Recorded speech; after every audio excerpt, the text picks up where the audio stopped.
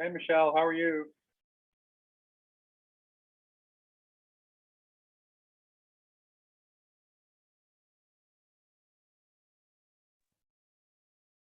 Hey Dennis, how are you? Good, man. How are you? Doing good. Let me get you. Oh. Grant, you ought to consider turning on your camera so people can see your beautiful face. It's too early in the morning. I don't got on my full face of makeup on or anything. I'm looking rough. Makeup? What are you crazy? Makeup? Come on, boy. What are you talking about? I don't know. I'm sitting here drinking my coffee and getting the That's crusties how you out of my connect. eye. That's how you connect with people, right? Your authentic self, right? Yeah, Hey, that's fair. Tiffany. Hey, Michelle.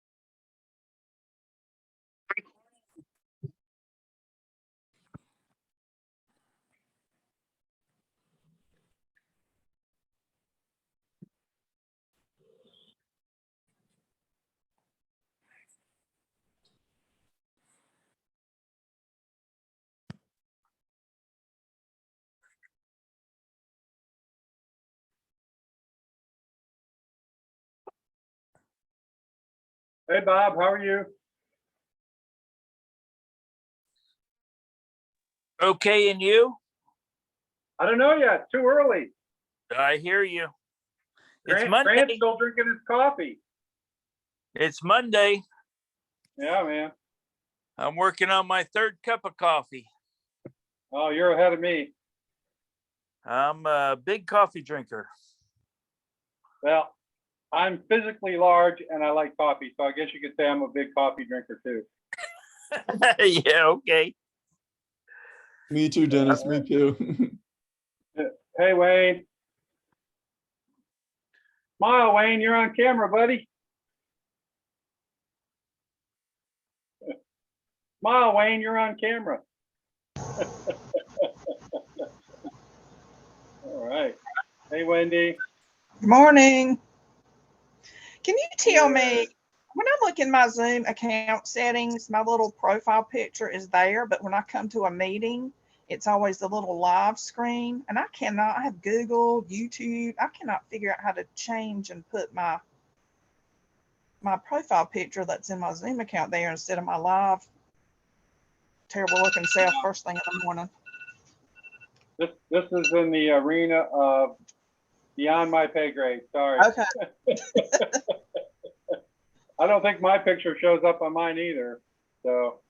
Well, there's a couple Probably. of people in here that like, shoot, Samantha, she has her little picture last time I was here when she was here, and I'm like, how do these people do that? And I have looked everything setting. Send her a message and ask her. She'll probably tell you. Yeah, I have to do that. I just was trying to figure out.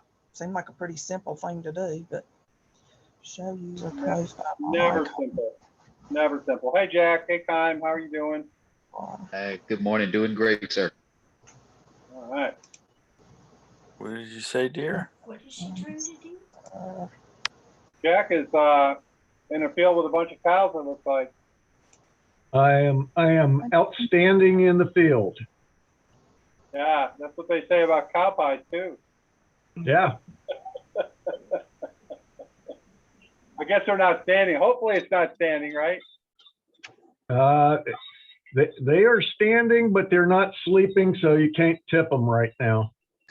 Oh, okay.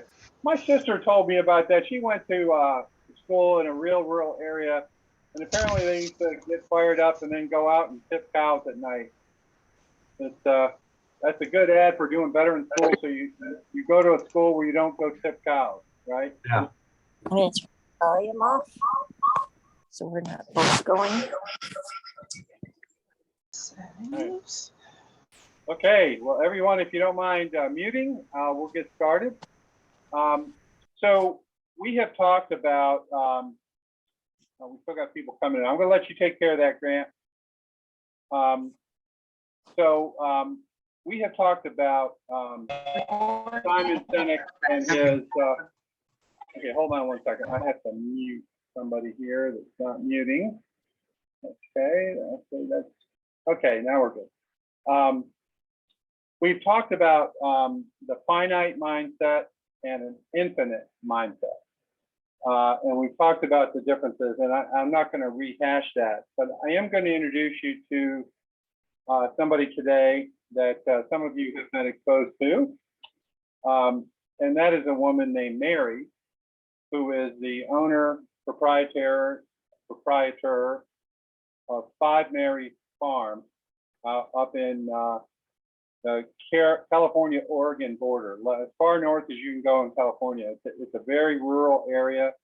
Her town, I think, has 600 people in it, something like that. And they started, her and her husband started in 2013 with their cattle operation. And prior to that, they lived in Silicon Valley. And he was a high-powered lawyer, and she was an investor, small business operator. So this was a radical change for them. They had a big house, very successful in Silicon Valley, which is a very high-cost area, as you know.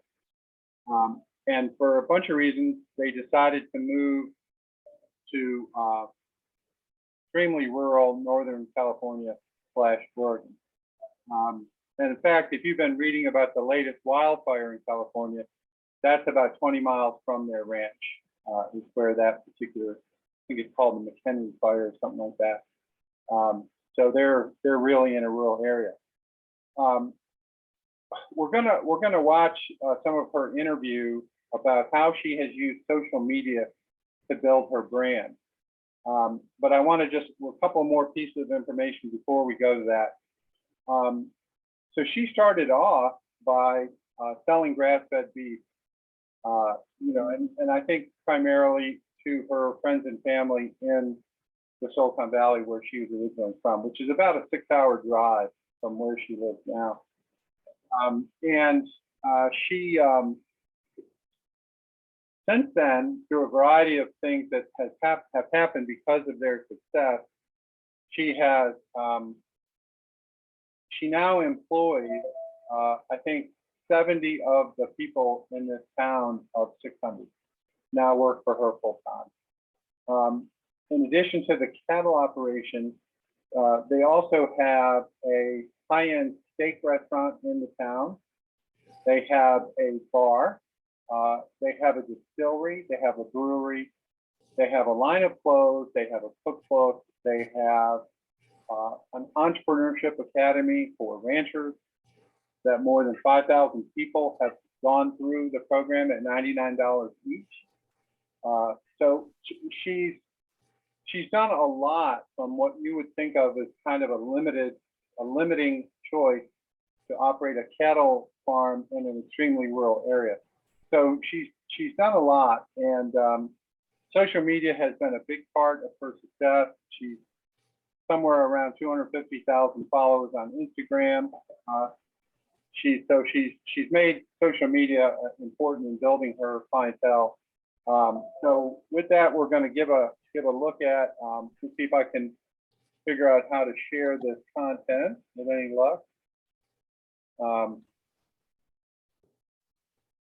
Can you all see that okay? Yep, looks good. Okay, I just got to do this real quick, sorry. I'm trying to use my my iPad, so this might all blow up in our face and I'll have to switch, but we'll see. I've only practiced this like 10 times this morning and it's still making me log in every single time. And I don't even know my password, right? Okay. Okay.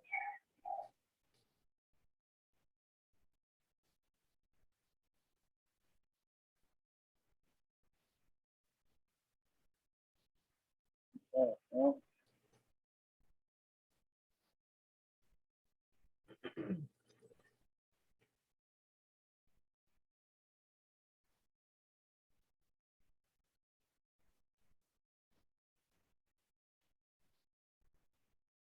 Okay. All right, folks.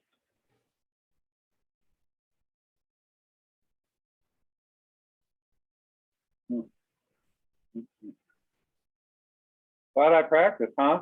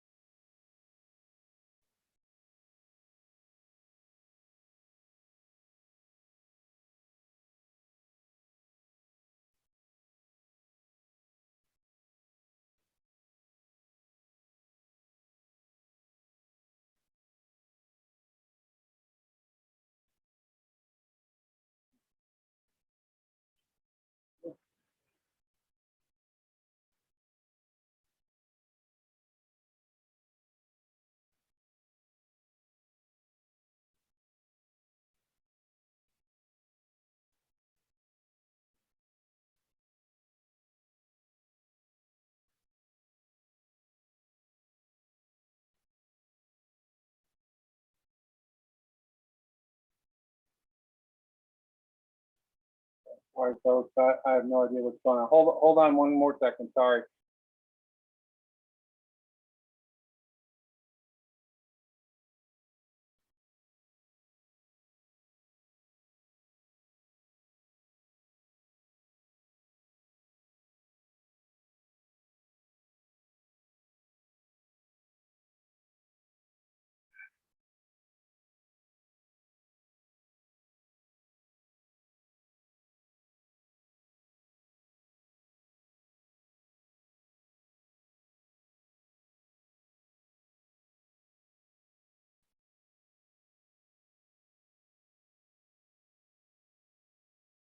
Okay.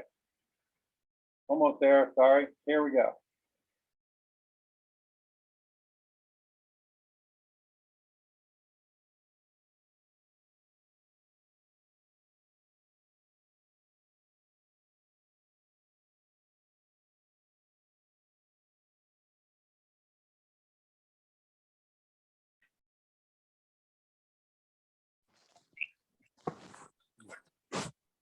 So hold on. Now you go down here and hit participants. And all of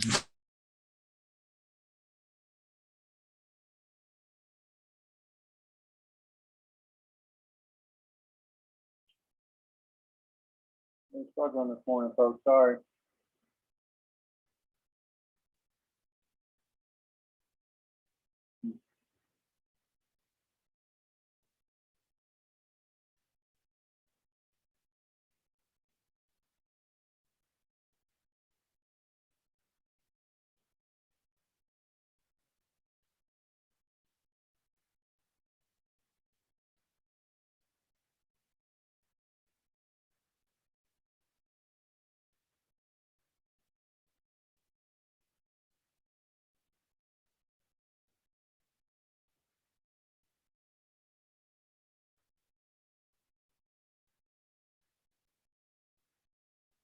Can everybody see this okay? Hello? Yeah, we can see it, but it's not really doing anything. It's not playing? No, it's not playing. Okay, thank you. Yeah. I have no idea what's going on here. Try one more time here. Thank you for that.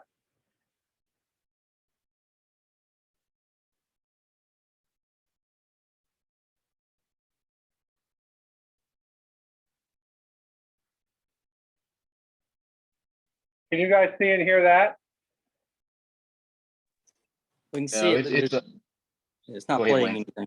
Yeah, it's not playing anything. Okay. I'm going to switch. Just hang on tight. I'll be right there.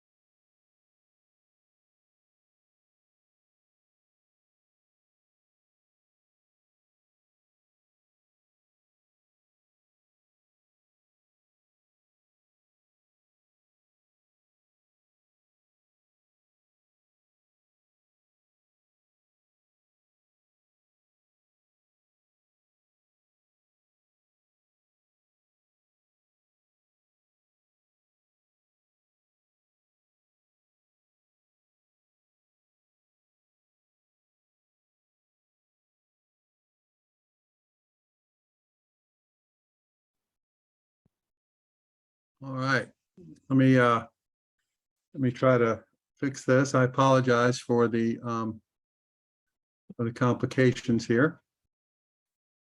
Such is life sometimes, I guess, right? I practiced all morning with that and it worked great.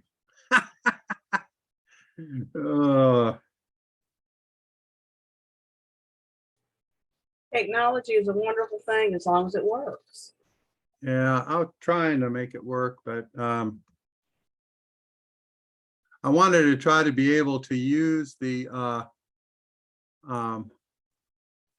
iPad when I'm traveling, you know, and still do the class. That was my hope. I'll have to continue to work on it here. Okay. All right, so there we go. Okay, I swear to God, we're almost there. All right, there we go.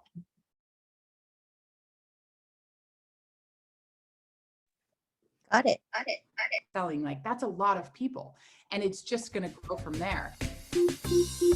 Welcome to GraceCast, a show where the top tactics for selling direct to consumer are expanded to get results for perishable food suppliers.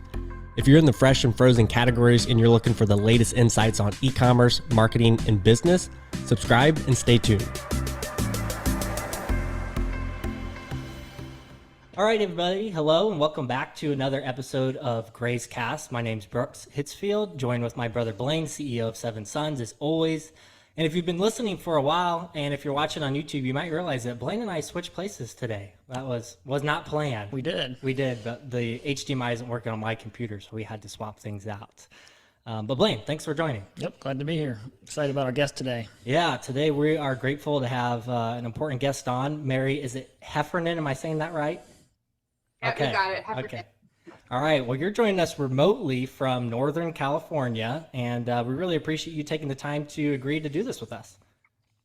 Yeah, no problem. I'm excited to talk to you guys. We love what you're doing, and it's always great to collaborate with others doing the same. Yeah, absolutely. We always like to say that this podcast where Blaine and I sit down almost every Thursday now is a good excuse to try to meet some people in our industry who are doing some really big things. So that's really what this is about today, because we've never had the opportunity to actually interact in person, face to face. I've followed what you guys are doing from a distance and have always been very impressed. And to give the audience a little bit of an idea, what we'd like to do with this call is you guys are Northern California, multi-species, and focusing on direct-to-consumer marketing, which is where we want to focus a lot of this call. And I would say there's probably nobody out there who is doing organic social media as well as you guys. So definitely later on, I know I'm curious to dig into that a little bit deeper and see how it all works, and maybe get some tips on what is the secret sauce to that. But maybe to start things off, can you just give us a quick 3-minute tour of Five Mary's Ranch and kind of what all you guys do and what the ranch looks like today?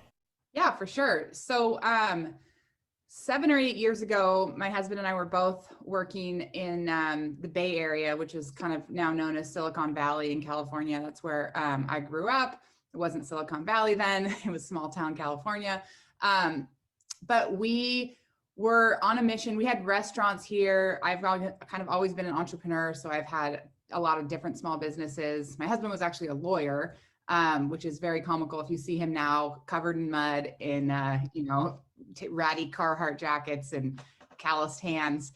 But we were on a mission to source really great quality beef for our restaurants.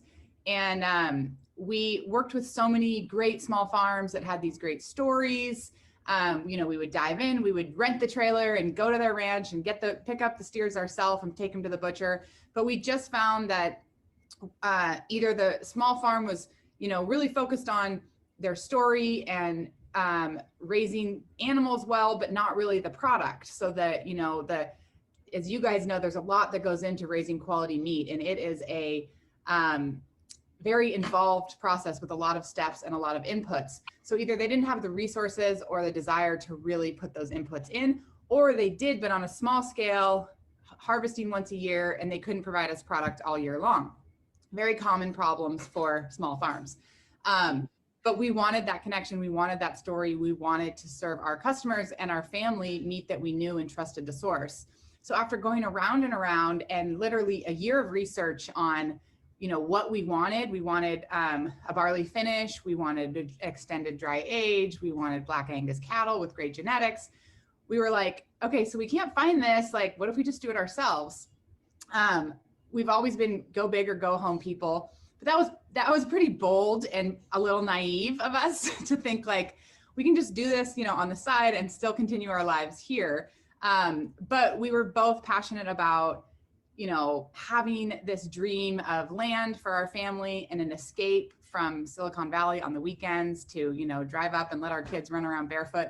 So I think we were kind of driven by this ulterior motive of that's the lifestyle we want. And we think we can make it pencil on paper if we buy our own land, raise our own cattle, and sell them to ourselves at our restaurant. What we quickly learned, we did all that, and all of a sudden we're cattle ranchers. And luckily my brother-in-law, Brian's sister, married a 5th generation cattle rancher from Oregon. So we had him on speed dial, you know, what are we doing? And he's like, you're an idiot, don't do that. You're an idiot, don't do that. But yes, do that. So we get operations set up, and we quickly realized like, we can't do both of these things. This is crazy. We have to choose one. And it was the easiest decision we've ever made. This is what we want to do. We want to move our family here from, you know, this life we've created in the Bay Area to this tiny little cabin. My girls, I have 4 daughters, and they all shared a double mattress on the floor because that was all that would fit in this house for like 2 years. And it was so important to us that we continue on this like path of raising our own meat to get directly to customers. We didn't want somebody else out there feeding our cattle. You know, as you guys know, as most ranchers know, nobody's ever going to do it like you want it done unless you do it yourself. So we totally switched gears 7 years ago and have been raising beef, pork, and lamb since then. We have our ranches in the mountains of Northern California, and we have product all year long. We've kind of figured out a system with calving and farrowing and lambing where we can provide meat directly to customers all year long. We knew when we started that direct to consumer was going to be the only option for us to find a way to afford starting a 1st generation ranch. You know, the startup expenses between hay barns and tractors and irrigations and pivots is intense. And we didn't want to be reliant on the commodities market. So we knew we already had a customer base from our restaurants, and we thought if we can just, you know, people trust us, they trust our reputation, they know that we only put out the best quality. If we can get this meat to these customers, we're good. We can, you know, we'll get the highest margin for our beef. It took us a while to get to our shipping model. You know, it was 7 years ago, nobody was really shipping frozen meat. There wasn't like somebody I could say, hey, how do you do this? So we looked at doing deliveries, and, you know, that was a failure. We were like, we chose this lifestyle to not leave the ranch, and now we're spending all this time in traffic. And we didn't want to really do farmers markets here in California. Farmers markets are kind of oversaturated. People aren't going there to connect with a farmer, you know, which was like the original idea of farmers markets. They're going to have their kids face paint and get a snow cone. Yep. And maybe buy some produce while they're there. So we really wanted our customers to know us and to trust us and to get the meat directly to them. So we spent about 6 months and a lot of money on trial and error, figuring out shipping boxes, liners, dry ice, FedEx versus UPS, overnight rates, logistics from a small town, you know, very far from hubs. And we kind of finally fell into that secret sauce. As you know, the trickiest part starting out is your volume has to increase for those prices to make sense. Yep. But once we got there, it was working. So we've continued that. We've been shipping for 6 years, all 50 states. And, you know, we use social media to connect with our customers. And we honestly would not be able I don't even know if we'd still be ranching if it weren't for Instagram, which is just like so crazy because we chose this lifestyle to kind of go back to the basics and do things the old fashioned way. You know, out at 5 a.m, feeding our cattle from the back of a beat up hay truck. But then my iPhone 13 or whatever the newest phone is, because it's always worth it. This is the #1 tool for our ranch. And connecting with customers via social media, it's just been amazing. You know, not only do you have this customer base that just grows, but people really feel. I just want to take a second here just to emphasize what she just said. She held up her iPhone and said, this is the most important item in our operation or on our farm. So I just want to make sure you all caught that. Connected to you, they feel good about buying your meats, and it provides that total transparency that you know, you can't get on a website. The best marketing or branding team sitting in a boardroom somewhere can tell the story on a website, but that trust from the everyday getting to know you is really invaluable. That combination, Mary, because that's the downfall to shipping, is you're not seeing your customer face to face, but you guys have used Instagram to fill that gap and fill it well. We've similarly used YouTube and virtual farm tours as a way and to interact with our customers. So there's different ways of doing it. We can definitely see that Instagram is one of the best ways. We haven't went down that path yet, but hey, that's why we want to learn from other people to see what we can do better. So can you give, just for everyone listening, kind of an idea of, you guys started from scratch, but where is your business size at now, from maybe number of customers you serve or orders you send out? Give them an idea of how this can really scale. So, you know, when we started, and that's what I, you know, teach in my course, is like, you just start small, start with one customer. And social media can also be intimidating because you're like, how am I ever going to get so big as, you know, these other people I see on social media? One customer at a time, that's all you need. When we started, we had this really sweet older FedEx driver, Gordon, who would come with his truck.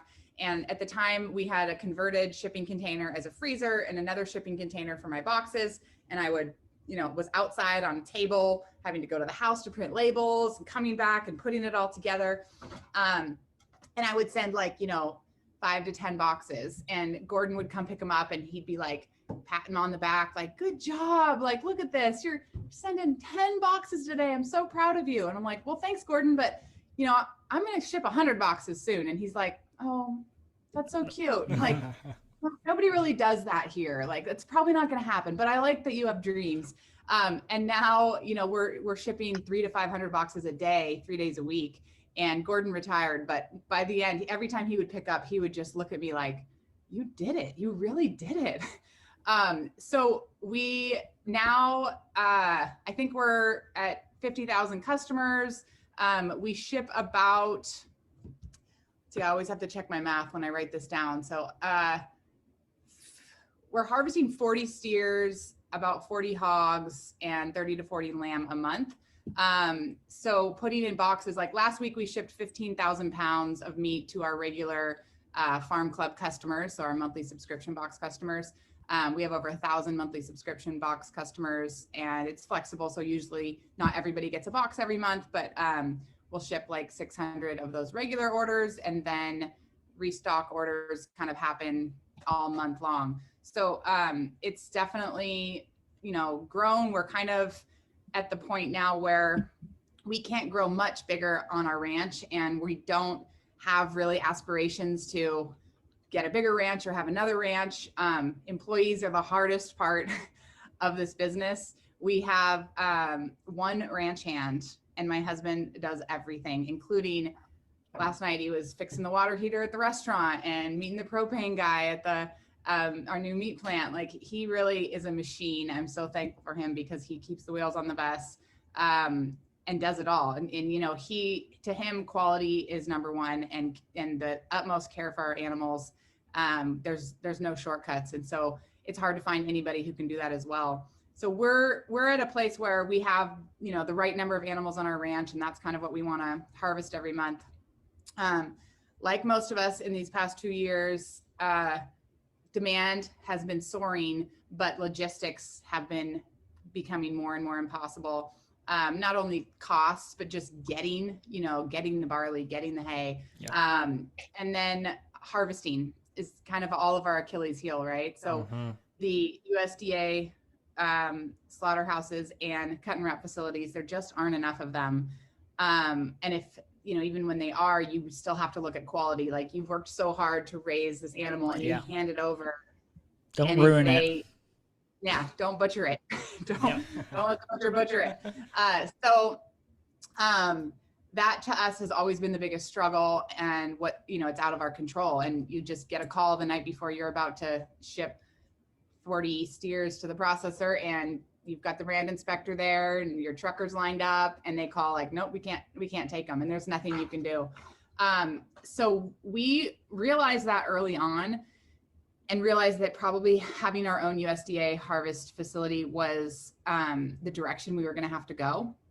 So we've been researching and planning and crunching numbers for 5 years. We've had 3 different sites and plans that we didn't pull the trigger on because something didn't feel right, or it was too expensive, or we didn't want to deal with employees that weren't under, close to home. And we finally, Monday, turned the lights on our own USDA cut and wrap facility, and we're working on a mobile harvest. So we realized we couldn't control 90% of it to our standards and then leave the other 10%. But getting that 10% done has been probably one of the biggest undertakings we've ever dealt with, between USDA regulations, California regulations, which is not easy. Our water board, our everything in California, they find a way to make it a little bit difficult. And then just building and design and engineering and, getting the steel and getting the doors, and in a time when all these things are so difficult that, plywood was up, 700% or something. So we are really proud to finally have that kind of last step getting worked into our whole system, so that, the animals don't leave our ranch. And we know for sure we can get that meat to our customers, because raising it to finish and then not being able to harvest it is just heartbreaking. Yeah, especially when you have customers waiting on it. So you've done the work. It's just this middle part you're trying to get. Well, congrats on that. That's a huge undertaking. Do you guys feel like your business is the right size for that? So you mentioned you're not sure what growth plans look like. Do you feel like you need to grow because of that extra infrastructure and overhead now, or do you plan to offer custom processing to help, with that economies of scale of an investment like that? Yeah, our plan has always been to do 50% of our own and 50% custom for other farms and ranches. We hope to do the local fair kids animals, because that's always a struggle, and talk about heartbreaking to see the kids animals not be harvested properly. So we will do custom processing for local farms and ranches, which is really exciting, especially, we have this M5 Entrepreneurs course and group that we've really built a tight-knit community. So we're offering it to those local farms and ranches first. And, we've all had those challenges where, like, processor doesn't understand why you want your logo to look good on your label. They're like, oh, it's fine, it's on there. You're like, no, it needs to be bigger, it needs to be more prominent. Can we move this? They're like, what? No, we don't have time for that. So we're really going to be focused on quality cuts, quality packaging, a cut list that's designed for direct to consumer operations. And most of what we do, we expect will probably be USDA for other farms and ranches who are doing direct to consumer. If I could ask, Mary, so you said that there's one farmhand that helps out, but then what about for some of the other businesses, processing and your fulfillment to get all those orders out the door? What does the team kind of look like in other parts of your guys' business ecosystem? So when I was doing this little shipping operation from a table with a lean-to by our garage, our shop, my husband came down one day and I was almost in tears, because it started raining and everything was getting wet, and I had like 40 orders to get out that day. And I just looked at him like, this isn't working. We need a new solution. And, it's one of those things where you should plan for these things, but you don't want to jinx yourself and plan for that kind of growth. Yeah. So it was like, no, we need a solution like by next week. So we looked at, all right, we'll pull out everything out of our workshop, you know, his kind of tool ATV shop. We'll make this your shipping shop. And then we ran into some like, well, that's not going to work because of this. And so we walked downtown for lunch, and there was a little building for sale. Prices are pretty reasonable in our small town, luckily. And we thought, well, this makes a lot more sense. This is cheaper than we could build something on the ranch.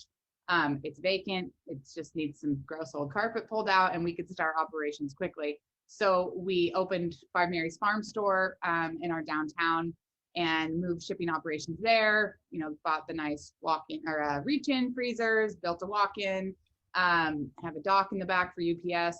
So that was a big transition for us to start actually shipping. And in the beginning, you know, I had one girl helping me part-time, and then full-time, and then 2 girls. And now I think there's 6 girls I have full-time in the shop. We've, you know, we always snowball into more projects. So we started this M5 Ranch School, like a digital learning platform when a year ago, when kids were in and out of school, to bring like ranch life to kids. So I hired 2 educators to help me launch that. And one of them still on, kind of helping us with some other projects.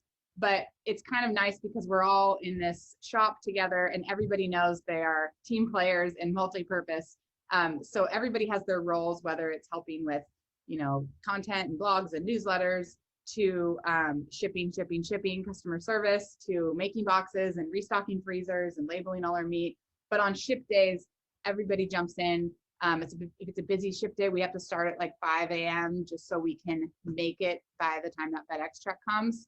You know, you can't really pre-pack these boxes efficiently, and you only have so much time because you're working with frozen product. So on really busy days, we'll even pull in some other local help and have 10 to 12 people in the shop. And we assembly line it. You know, somebody's putting the boxes together with the packing slips. 2 of us are packing. We push it over. Somebody adds the dry ice. Somebody tapes it. Somebody labels it and takes it out to the FedEx truck. So it does take a team of probably average of 8 to 10 to get the shipping done on those days. UPS has changed their routes for us. At first, we ship everything overnight, and the airplane that they send to our small town, we were overloading it, and the pilots were like freaking out because our boxes are pretty heavy. After one day, they're like, we could barely get off the runway. This isn't going to work. So now they send a semi truck from Sacramento, the next biggest regional area, every day to us at 11 a.m. And then we have a second chance to keep packing for whatever will fit on the plane by 1. So, you know, we've kind of had a evolution of figuring out these logistics, but we've got a good system now. So we've got those people in my shop. And then we have a restaurant in town too, Five Mary's Burger House, that again just sort of happened. This beautiful old historic bar and restaurant in our town came up for sale, and we kind of looked at it like, somebody needs to rehab this and, you know, bring it back to life. But it's not us. We are not doing a restaurant again. That's not something we're excited about. And then one thing led to another, and here we are, Five Mary's Burger House. But it's been a great way for us to serve our local community. And a lot of people come to Fort Jones and kind of want to experience like the Five Mary's brand. And as you guys know, having guests just show up at the ranch when you're working is really hard. Yep. You know, you want to give them the whole tour, but that's 3 hours of your day, and then your animals aren't taken care of. So it gives us a great way for people to come and buy our wine, buy our whiskey, buy our meat, have a great burger, and kind of get to have that Five Mary's vibe. We're in there every day, you know, kind of saying hi to people. And that's right next to my farm store, which worked out well. So the restaurant has its own staff, which is, we've got a great staff there, bar manager, restaurant manager, and then a great team of local cooks. And then at our processing plant, we have a whole team coming in there as well. We're hoping to keep our staff to about 7 to 8 at the processing plant. What we finally ended up with was trying to do something lean and clean, just as, you know, low overhead as we could, but to do a really good job, stick to kind of what we know. Yep. Brooks, I mean, I got a million questions. I just want to keep firing I was away. I don't gonna want to take say, this. I'm gonna- I'm gonna have he's to pull you off he's here gonna soon. mute my audio Yeah. pretty soon. I got to ask, what kind of a difference did you guys see as far as your height of your volume, maybe during the COVID kind of period, that March, April, May? Kind of where did you see volume get up to? And has there been any whiplash effect this year where like, well, we're not doing that volume? What's the difference between where you were at your height and have you seen a difference this year? Okay. I think that's kind of enough at this point on this one. I'm going to post this so you can watch it. It is an hour long altogether. But I want to try, if I can do this, famous last words. Let's see here, sorry. I want to try to just show you a couple things about her. Okay. Let's see, where to go. Libraries.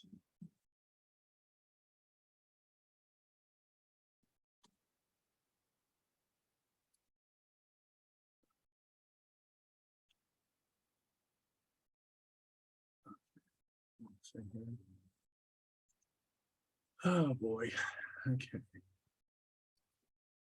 One of those days.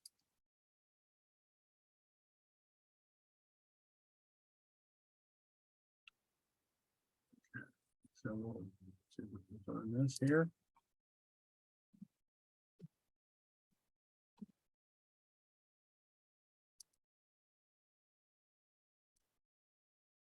Okay. I'm going to share this. Okay. I want to just talk a little bit about some of the specifics. Now, that part of the video, she gets in a lot to kind of how they got to where they are. And one of the things that you can tell when she's talking about, they are what I would call in the business world a vertically integrated business, meaning as many of the things that they have to do for their product, they try to bring in-house, like the meat processing that she mentioned, and then all of the other infrastructure in her little town, whether it's the store, the little office that they have for shipping, the restaurant, etc. So they're really big believers in vertical integration. So you're not paying out to a lot of outside sources.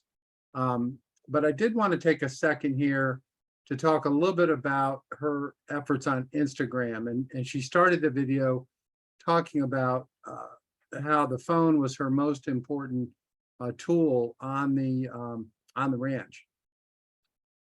Just as an FYI, Mary did go to school at William and Mary in Williamsburg, Virginia. So I just throw that out there. She's not totally California. But it is interesting to me is that they're shipping to all 50 states from California, which really is pretty expensive when you think about the East Coast.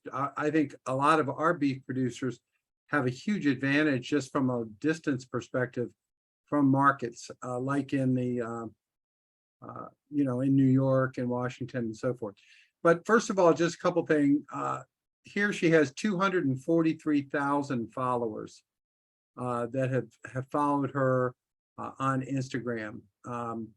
So just to kind of go through those just a little bit, because I want to talk about it and what she's doing.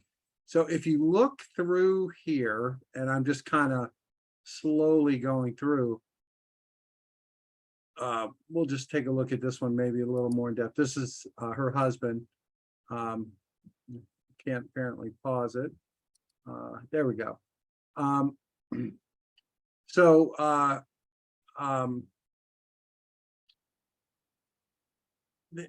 If you look through these, I'm sorry, I'm a little bit disjointed here today. If you look through these postings, what you'll see is there's very little product sales going on. There are some, like here's one right here. where they're highlighting some of their products.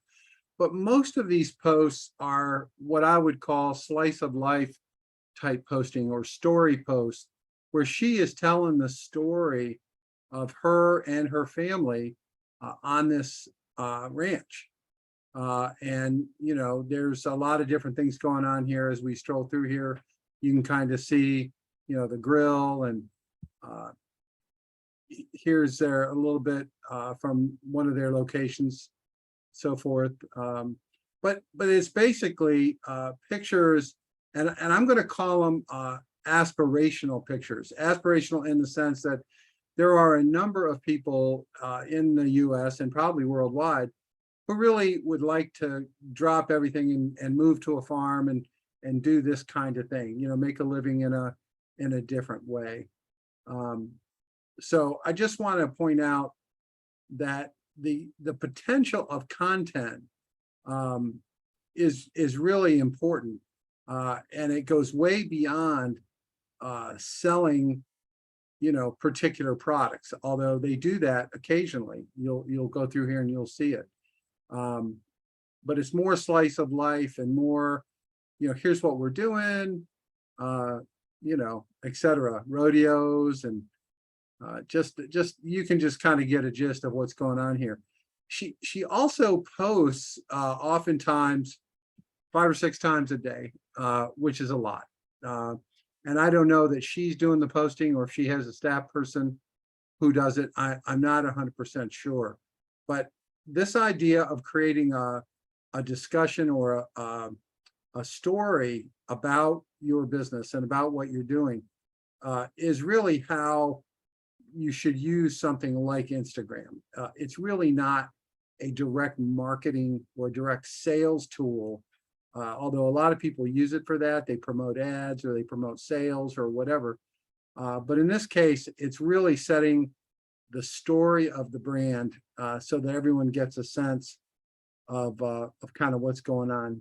Here's that fire I was telling you about that's near them. I think they've successfully avoided it. I think this is a picture of the fire from their farm.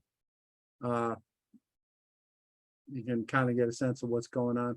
A lot of their posts are in fact video and not still photos for what that's worth. But here they are kind of dealing with the idea that this fire might be coming. It's not too far from them. I think it's 20 miles in this case. So, okay, so I wanted to kind of open it up to you all. And, you know, we happen to have one of the top meat experts in the country with Jack Nails, who's on here today with us. He's laughing, but he knows a lot about this kind of stuff. Jack, what are your thoughts on what we've seen, what we're talking about? Yeah, I agree. I like what I usually advise my farmers that are selling meat, but really anybody for social media. The emphasis is on social, and it's a better opportunity to build your brand, tell your story. But if you're constantly bombarding people with a sales pitch, they're going to tune out. It's not effective for that, and it doesn't, and it's difficult to take them somewhere where they can buy. But you know, people are tuning in mostly to be entertained and connect with things, and that's why I stress the social in social media. That's one of the aspects is it should be less than 10% selling and 90+% telling your story. I think it's thank you, Jack. I think it even goes beyond telling your story, and that is really you know, selling your values, selling your beliefs. You know, here's what you're doing, why you're doing it, and here's pictures of your effort. So that really goes back to our original discussion about why. I think if you were to ask Mary Heffernan her why, it would probably sound a lot like, I didn't want to raise my children in an urban area. I wanted them to know all this kind of farm life type stuff that they could get as little kids growing up, et cetera, et cetera. I think was the driver. I don't think they went out there, because they thought they were going to make $1 zillion on beef sales, although maybe they did, I don't know. But the primary focus is really this story. And I want to share with you just one example that's maybe like this, see if I can find it.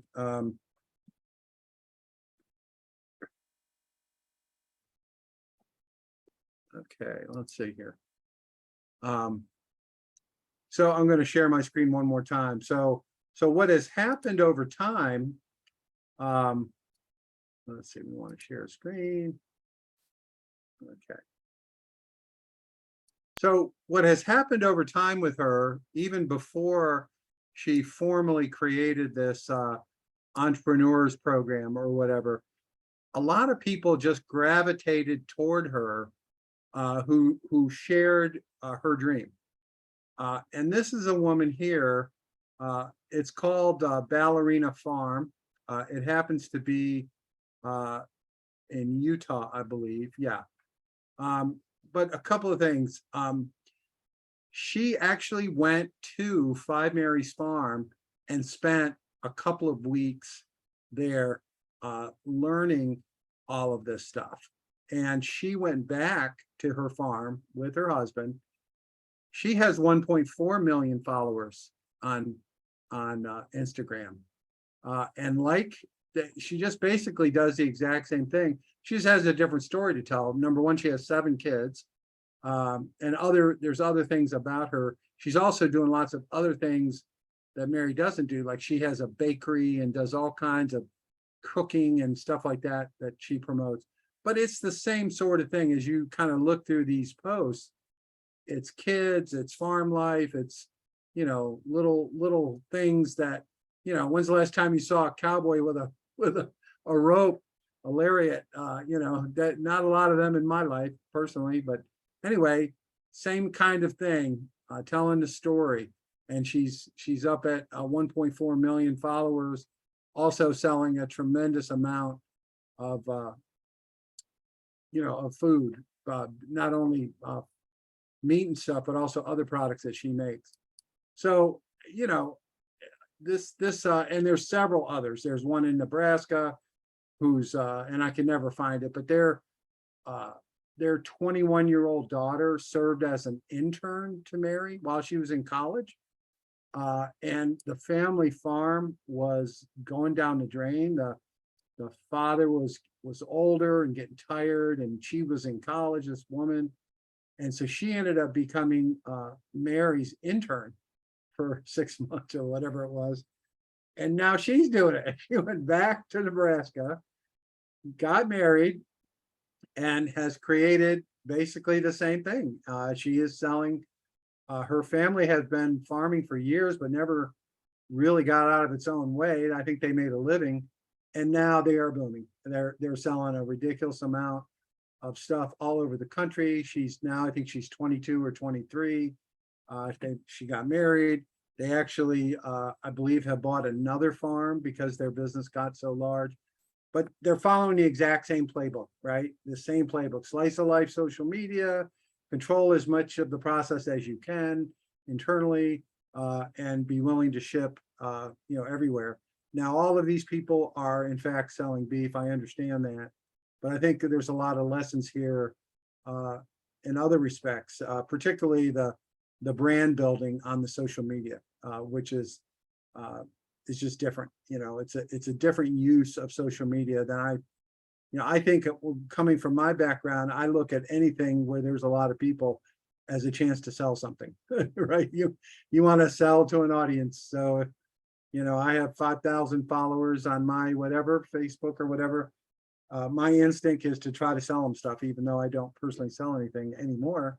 There was a time when I did. So this idea of developing your brand through images, through videos and stories and pictures, and even ultimately these live streaming videos, they have not learned about that yet, about how to sell live. It's just not something that they've gotten into at this point. But you all know about it. So I just wanted to illustrate the point of using social media to develop your brand story. And, that doesn't cost anything. Maybe you have lousy pictures. I don't know. Good quality pictures are really important. So kind of keep that in mind.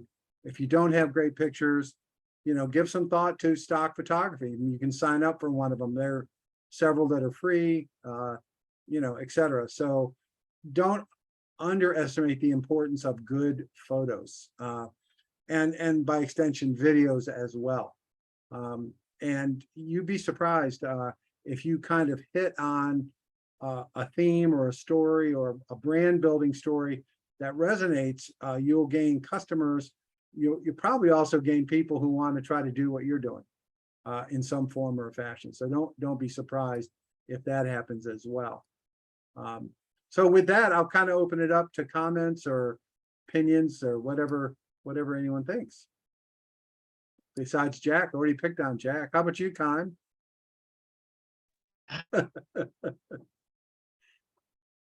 He froze up. He turned his webcam off on purpose. There he is. There you are. Did not. No, we're trying to get more into the social media, but I'm tripping over myself trying to figure out how to operate the videos, how to cut them, clip them, and put them all together. So that's just the learning curve there for me is rather steep. And going into the fourth quarters, which is our heaviest season, is going to be tough. But we're making an effort to do that. Like I say, I think the peanut suit is a story enough, and so we'll see how that goes. But we're going to play on that best we can. Yeah, one of the things you all can try. I don't know if any of you have used Fiverr before. Fiverr is and there's another one I think called WeWork. They're both freelancer marketplaces. So you can actually get a lot of this kind of like video editing, a lot of stuff done with these freelancers for really dirt cheap. The way it works is you post your project and what you want done, and then people bid on it. And you can pick, someone to do that work for you that you find time consuming, or even if it's just temporary, as you mentioned, you're going into a busy time, you could use Fiverr. Go ahead. If anybody needs, I have found a wonderful Fiverr person. She has saved me thousands of dollars this past year when my blog crashed and rebuilt it for me. Right. And she's moving my old store to Shopify for me right now for a ridiculously low amount of money. So if anybody wants to reach out to me and hook you up with her, of course, they all have their limits of what they do and stuff, but I hit the jackpot. Thank you for sharing that. So the there are people on Fiverr who, like, and Wendy just talked about, will actually build websites. Some that do logos and branding, and some that will do video editing. It's all across the board. Just about anything you might need. If you can turn it into a project that you can kind of outline and kind of figure out what is that worth to you, then it's worth a try. And it's hard to get the technical help, particularly as technical requirements, they change so fast, and they seem to be more and more difficult to actually get stuff done. These services like this are really helpful. And a lot of them, my experience, a lot of the people doing the work are in other countries where it's a much lower cost of living. So they might be from the Philippines, they might be from, who knows? But their view of what something costs is very different than somebody in our local area, in my experience. Anyone else want to comment?